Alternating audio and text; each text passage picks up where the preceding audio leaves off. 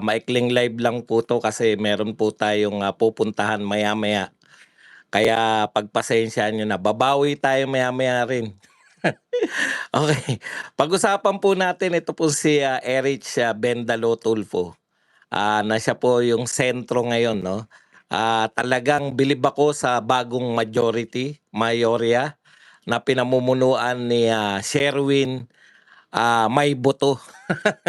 Sherwin Maybuto at Matalino Gatchalian. Oy, sarap, ang sarap talaga ng lechonan ninyo, Lagi akong kumakain diyan sa Gatchalian Lechon.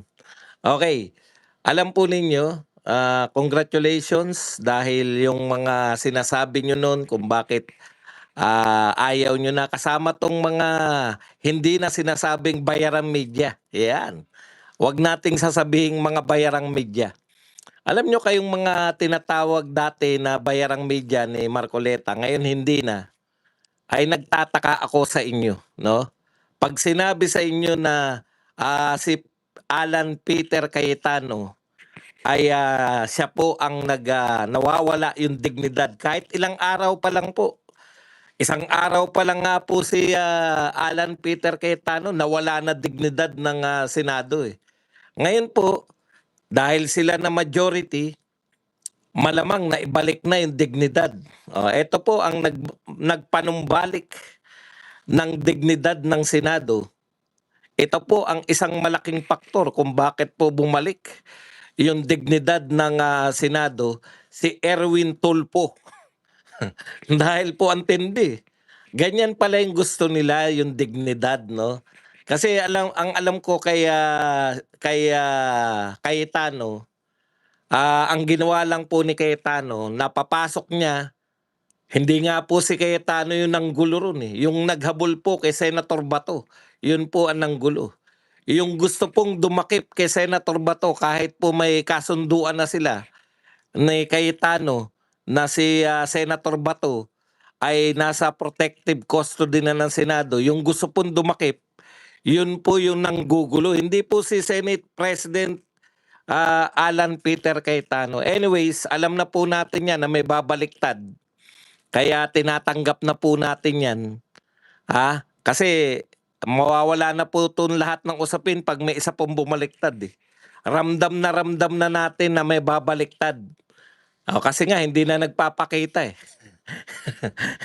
Hindi na po nagpapakita sa kampo ni, Alan Peter Cayetano. Pero briefly, wala pang isang buwan na, kung hindi ako nagkakamali, wala pang isang buwan si Alan Peter Cayetano. Pero isa po sa hinihiling natin na matupad na napakatagal na panahon. Kumpara nyo, no? Ilang araw pa lang po si Senator Alan Peter Cayetano na presidente, nakapag-imbestiga na po yung Blue Ribbon. Asahan po natin yan, sa Lunes po mag-iimbestiga yan kasi nakakahiya naman na hindi sila mag-imbestiga, di ba? Nakakahiya naman po na hindi sila mag-imbestiga sa Lunes. Pero asahan po natin yan na Lunes lang po yan. Okay, dahil siyempre, napakataas ng dignidad ngayon ng Senado. Akalain po ninyo 'no, sa lahat po ng mga senador, eto po, nagtataka tayo dito po sa sinabihan dati. Dati, hindi na ngayon kasi nag-sorry na si Marcoleta, eh. Sinabihan dati ni Marcoleta na bayarang media. Hindi naman namin nahalata na bayarang media kayo. Wala yatang umaatake ngayon sa dignidad ng Senado. Nung may magsalitang senador, nakukwelyuhan ko kayo. Bibit-bitin ko si Marcoleta. Hindi niya sinabi pangalan, takot, eh. Opo, takot siyang pangalanan yung bibit-bitin niya.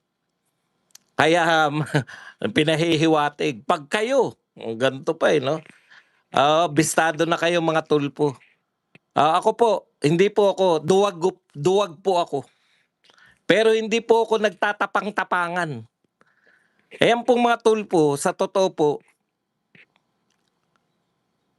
binugbog. Ang daming black eye ng kuya nyo, eh. Ni Raymart Santiago. Paalala lang natin sa matatapang na tulpo.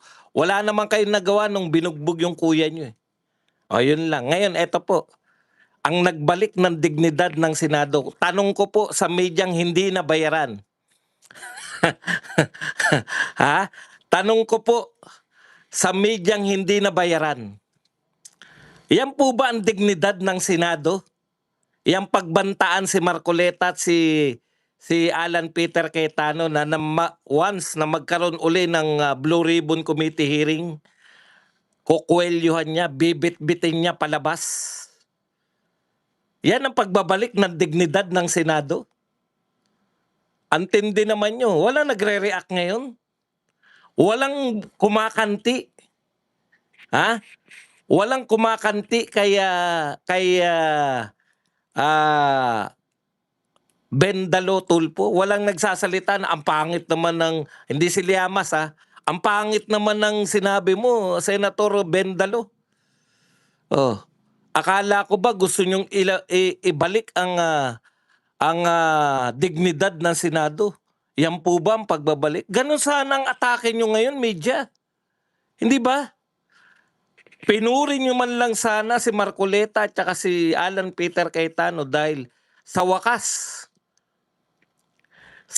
po ay nagkaroon na po ng tinatawag nating investigasyon, yung Blue Ribbon Committee.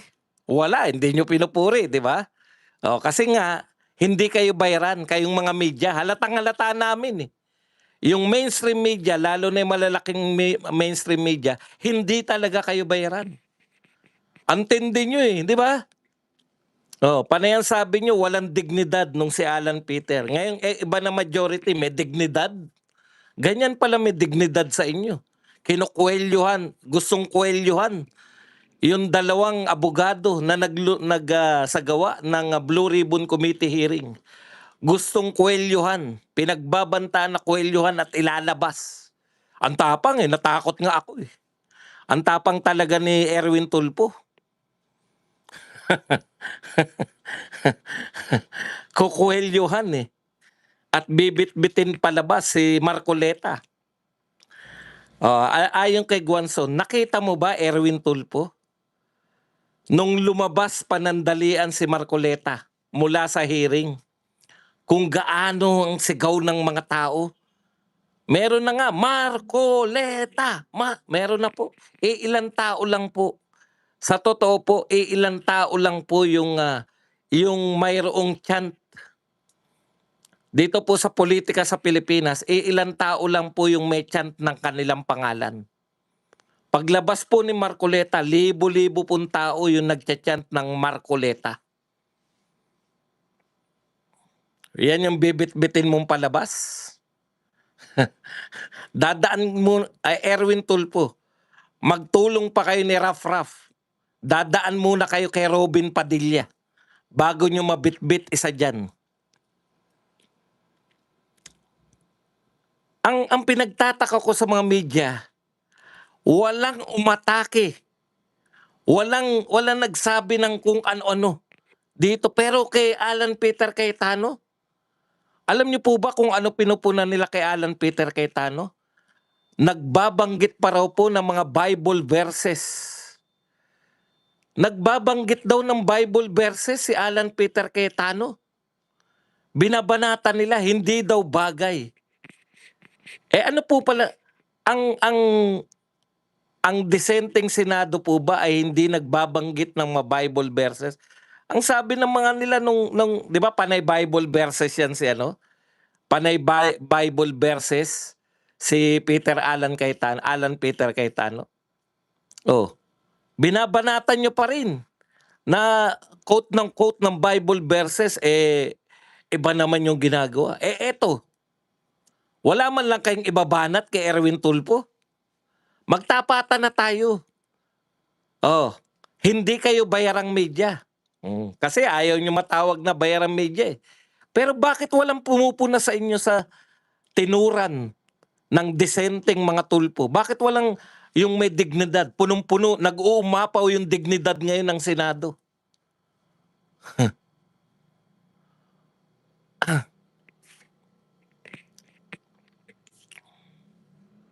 Wala po kaming pakialam kay Vice Ganda. Mga senador lang po. Si Vice Ganda kahit na anong gawin niya, hindi po siya nakakapagpababa ng dignidad ng Senado. Sarili niya lang po yung pinabababa niya. Ang point ko lang dito, ang husay niyo magsalita na ang nagpapababa ng dignidad ng Senado, yung Bible verse, yung mga nagbabasa ng Bible verse, etong nagsalita ng bastos, nagbanta, nakukuwelyuhan niya, bibit-bitin palabas, si Marcoleta at saka si Alan Peter Cayetano. Sasabihin niya, wala akong binabanggit. Eh, sino ba yung nagkukondak ng hearing? Silang dalawa lang naman. Meron ka pang pa-F, pa-FU ka pa. Minumura mo pa. Ang tapang eh. Dati na akong duwag, naduwag pa lalo ako eh. Nakakatakot na sa Senado eh. Yan po ang may dignidad pala sa mga hindi bayarang media. Hiyang-hiya naman ako sa inyong mga hindi bayarang media. Wala ni isa man lang sa inyo na bumabanat sa ganyang uri ng senador. Ang tagal na hindi nag-hearing yan. Vice chairman po yan. Baka akala nyo walang tungkulin si Bendalo Tulfo. Vice chairman po yan ni Lacson sa Blue Ribbon Committee. Tignan po ninyo, nakapag-conduct na kagad ng hearing. Tapos sasabihin nyo na walang dignidad noon. Ngayon may dignidad na kasi kukuwelyuhan eh. Mga tao to. Oh, asan na yung mga hindi bayarang media? Sa mga binitawan ni Erwin Tulfo, ito po ang mga sinabi ni Guanzon. Kukuwelyuhan daw niya si Senator Marcoleta. Hindi po bagay sa senador ang mga magbigkas ng salitang ganyan. Dapat po ay kagalang-galang tayo kahit hindi tayo nagkakasundo. Correct. Dapat kagalang-galang kayo.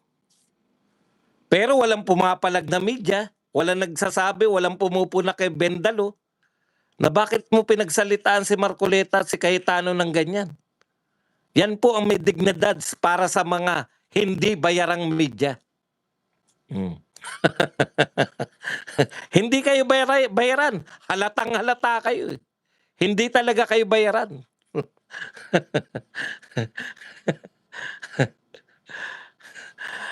Sabi pa ni Guanzon, this is the worst Senate ever. Ito po ang hamon ni Guanzon. Subukan nyong hawakan si Senator Marcoleta.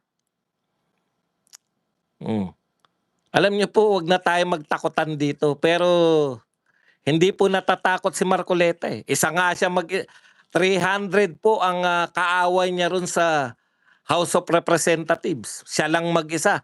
Siya lang mag-isa nagtatanggol kay BP Sara. Nung binabasto si BP Sara doon, siya lang mag-isa yung nagtanggol kay BP Sara. Nang very vocal ha. Yung iba nagtatanggol ng palihim. Pero siya yung very vocal. O, tinanggalan nga siya ng mga committee doon eh. Hindi po siya natatakot na matanggalan ng mga committee. O ngayon, sa mga hindi bayarang media, anong masasabi nyo ngayon? May dignidad na ba ngayon?